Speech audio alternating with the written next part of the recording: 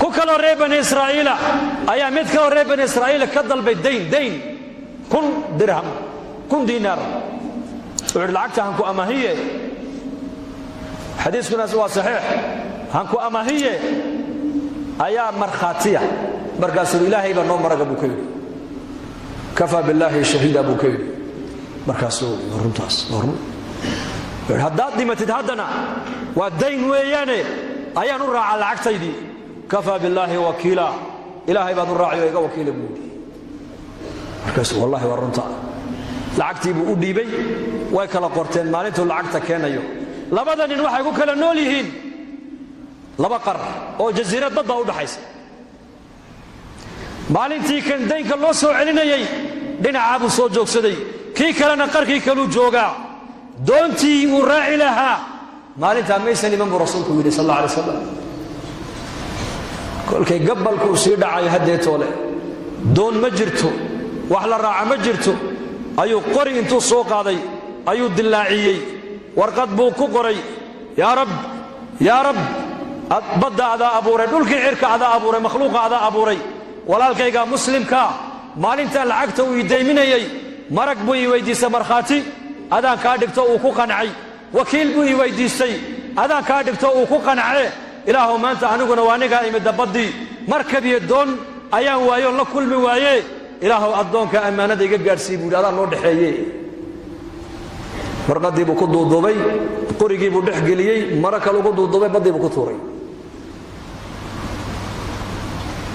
kam masaafada inta u dhaxaysa la nadri intay laakiin sidoo doonaya la waayo inma amruhu idha arada shay'an an yaqula lahu kun fayakun wa man yattaqillaha yaj'al lahu min amrihi yusra qofka ilaahay ka baqa ee ilaahay ka cabsada ee xaq ilaahay ilaaliya xaq bini aadamkana iska ilaaliya umuurtiisa oo dhan baa ilaahay waxa ka dhigay afday xaan nolosha nagu adkeeyay maanta qof kasta maanta la fadhiiso muslim oo cabanaya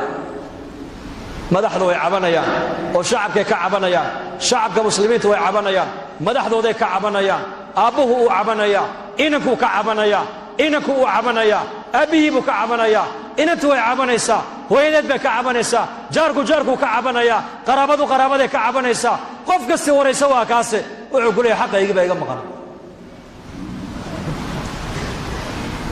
xaqaaga ilaahay ka qaado xaqa bini aadamka laakiin iska ilaali tu'adduuna xaqa alladii calaykum wa tas'aluuna allaha alladii lakum baa nebigu saxaabada markay weydiiyeen madaxdu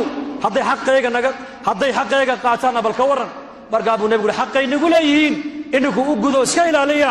xaqiina ilaahay baa ka qaadi doonay buu rasuulku yidhi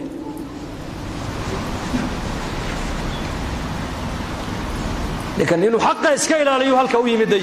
qorigiibu badda ku tuuray qorigii oo biyaha dul sabaynaya ayaa xaqii kala soo gaadhay kii kale markuu waayay wax doonoo soo socotay markab ayuu yidhi bal qoriga yaree badda dul socda maad iska qaadatidood reerkaagii xabaha uga dhigtay dacaawo ajajabsadaan kolkuu qaaday reerkii buu u geeyey oo u jajabiyey warqadii baa ka soo baxday oo kala furay lacagtoo sideediiya ayaa soo gaarsiiyey ilaahay baa soo gaarsiiyey innaku waxaan moodaynaa nidaamkan caalamka inuu kombyutar adduunyada ku socoto